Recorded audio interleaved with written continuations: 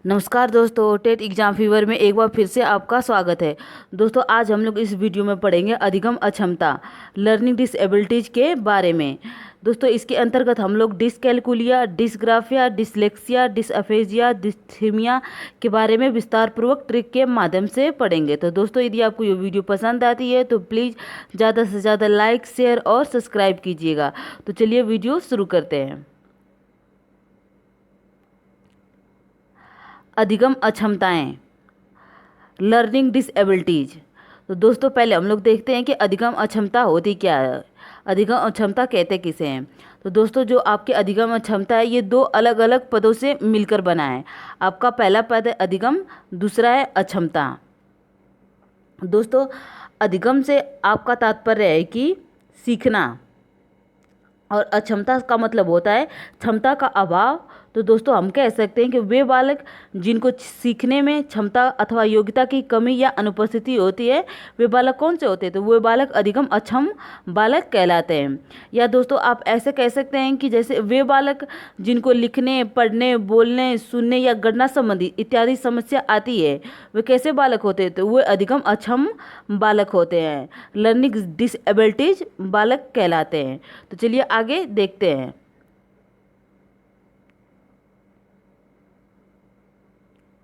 आपका पहला है डिसग्राफिया। दोस्तों, डिसग्राफिया अर्थात लेखन संबंधी विकार। आपके दोस्तों जितने भी लेखन संबंधित विकार है वो किसके अंतर्गत आते हैं? तो वो आपके डिसग्राफिया के अंतर्गत आते हैं।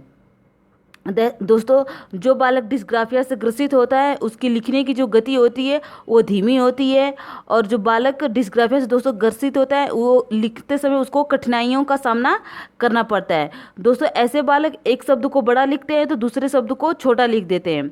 दोस्तों, ऐसे बालक की एक और खासियत होती है, ये शब्दों को उल्टा लिखते हैं। जैसे यदि आप इनसे ग कहते हैं लिखने के लिए, तो ग ऐसे न लिखकर ये ग को ऐसे बनाते हैं, अर्थात ये शब्दों को उल्टा लिखते हैं। दोस्तों, और इनकी एक और विशेषता है दोस्तों, ये शब्दों में से अक्षरों का लोप कर देते हैं। जैसे आप इनसे कहते हैं कमल लिखने के लिए, तो दोस्तों ये कमल न लिखकर कल लिखते हैं। क्या लिखते हैं? कल लिखते हैं। जैसे इसमें से म का लोप कर दिया, अर्थात ये अक्षरों का लोप कर देते हैं। तो ऐसे ग्रसित बालक कौन से होते हैं? तो ऐसे ग्रसित बालक आपके डिस्ग्राफिया के अंतर्गत आते हैं।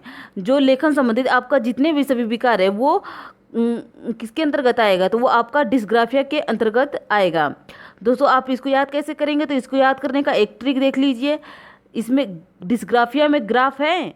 ग्राफ आप किस पर, यदि आपको कहा जाता है कि ग्राफ बनाने के लिए, तो ग्राफ आप पेन या पेंसिल से ही बनाएंगे और लिख कर ही बनाएंगे। तो यहाँ से आप पकड़ लीजिएगा कि ग्राफिया, ग्राफ आप कैसे बनाते हैं? तो लिख कर बनाते हैं। तो इस प्रकार याद कर लीजिएगा, डिस्ग्राफिया जो है वो आपका लेखन संबंधी विकार है। चलिए आगे देखते हैं। डिसकैलकुलिया, गणना संबंधी विकार। दोस्तों, गणितीय संबंधी जितने भी आपके विकार हैं वो किसके अंतर्गत आते हैं? तो वो आपके डिसकैलकुलिया के अंतर्गत आते हैं। दोस्तों, जो बालक डिसकैलकुलिया से ग्रसित होता है उसे गणितीय संक्रियाओं के चिन्हों को समझने में कठिनाई होती है।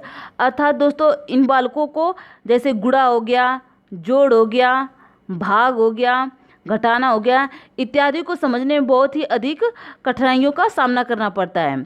दोस्तों, ये अंकों को, ऐसे ग्रसित बालक अंकों को सीधा नहीं लिख पाते। जैसे इनको 7 कहा गया लिखने के लिए, तो 7 को ऐसे न लिखकर ये ऐसे लिखते हैं। 6 यदि इनसे कहा गया लिखने के लिए, 6 को ऐसे न लिखकर ये ऐसे लिखते हैं, अर्थात ये अंकों को उल्टा लिखते हैं। ऐसे बालक किसके अंतर्गत आते हैं? तो ऐसे बालक जो वो डिसकैलकुलिया के अंतर्गत आते हैं, और इनको गणना संबंधित बहुत ही ज़्यादा कठिनाइयों का सामना करना पड़ता है। तो दोस्तों, आप लोग इसको याद कर लीजिएगा। दोस्तों, इसको एक याद करने का तरीका देख लीजिए कि डिसकैलकुलिया को आप कैसे याद करेंगे कि इसके अंतर्गत आपका क्या आता है। तो जैसे यहाँ पर कैलकुलिया, कैलकुलिया को आप रिलेट करिएगा कैलकुलेटर से। कैलकुलेटर से आप क्या करते हो? कैलकुलेटर से गणना तो किया जाता है ना। तो इस प्रकार आप इसको याद कर लीजिएगा, डिसकैलकुलिया। तो डिसकैलकुलिया को याद रखिएगा कैलकुलेटर, कैलकुलेटर से आप याद कर लीजिएगा कि इसके अंतर्गत गणना संबंधी सभी विकार आते हैं। चलिए आगे देखते हैं। आपका अगला है डिस्थीमिया, तनाव संबंधी विकार। दोस्तों आपके तनाव संबंधित जितने भी विकार हैं वो किसके अंतर्गत आते हैं, वो डिस्थीमिया के अंतर्गत आते हैं। दोस्तों इसमें जो बालक है वो हमेशा तनाव में रहता है। तो दोस्तों आप लोग इसको भी याद रखिएगा। चलिए आगे देखते हैं। डिसलेक्सिया, पढ़ने संबंधित विकार। पढ़ने संबंधित सभी विकार इसके अंतर्गत आते हैं। दोस्तों जैसे पढ़ने के बाद उसका अर्थ नहीं समझ पाते हैं। दोस्तों ग्रसित बालक जो होते हैं उनके पढ़ने की जो गति होती है वो धीमी होती है। शब्दों को पहचानने में कठिनाई होती है। दोस्तों जो ऐसे बालक होते हैं वो शब्दों को आसानी से नहीं पहचान पाते हैं। जैसे वो लिखा है तो बालक इसको वो नहीं पढ़ता है, बालक इसको ब पढ़ता है। ठीक, जैसे बी लिखा है तो बालक इसको बी नहीं पढ़ेगा, बालक इसको डी पढ़ता है। वाज को सा पढ़ता है। तो ऐसे बालक किसके अंतर्गत आता है, तो ऐसे बालक आपका डिसलेक्सिया के अंतर्गत आएगा, अर्थात उसे पठन संबंधित विकार है। तो ठीक, आप लोग इसको याद रखिएगा। चलिए आगे देखते हैं। डिस्फेजिया या अफेजिया, भाषा संबंधित विकार। दोस्तों आपके भाषा संबंधित जितने भी विकार हैं वो आपके डिस्फेजिया या अफेजिया के अंतर्गत आते हैं। दोस्तों इसके अंतर्गत जो बालक है मौखिक रूप से बोल नहीं पाता है, अर्थात जो बालक की भाषा, जो लैंग्वेज की जो कम्युनिकेशन है वो अच्छी तरीके से नहीं कर पाता है। तो ऐसे ग्रसित बालक किसके अंतर्गत आते हैं, तो ऐसे ग्रसित बालक जो वो डिस्फेजिया या अफेजिया के शिकार होते हैं। चलिए आगे देखते हैं।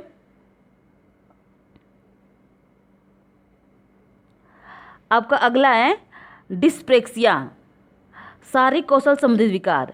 दोस्तों आपके शारीरिक कौशल संबंधित जितने भी विकार है, पढ़ना, लिखना, खेलना, बोलना, सब कुछ आपका इसके अंतर्गत आता है, अर्थात शारीरिक कौशल संबंधित विकार आपका किसके अंतर्गत आएगा, तो वो आपका डिस्प्रेक्सिया के अंतर्गत आएगा। तो दोस्तों इसको भी आप लोग याद रखिएगा, जैसा कि दोस्तों आप लोग को चित्र में दिख रहा होगा। चलिए आगे देखते हैं।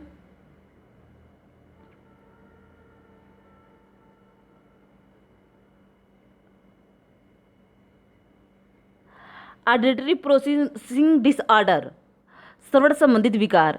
दोस्तों सुनने संबंधित जितने भी विकार आपके हैं वो आपके किसके अंतर्गत आएंगे, तो ऑडिटरी प्रोसेसिंग डिसऑर्डर के अंतर्गत आएगा। अर्थात इसमें दोस्तों बालक को जो है सुनने संबंधित समस्या होती है। तो दोस्तों आप लोग इसको भी याद रखिएगा कि श्रवण संबंधित विकार आपका इसके अंतर्गत आता है। तो दोस्तों आज के लिए बस इतना ही। दोस्तों यदि आपको ये वीडियो पसंद आती है तो प्लीज़ ज़्यादा से ज़्यादा लाइक, शेयर और सब्सक्राइब कीजिएगा।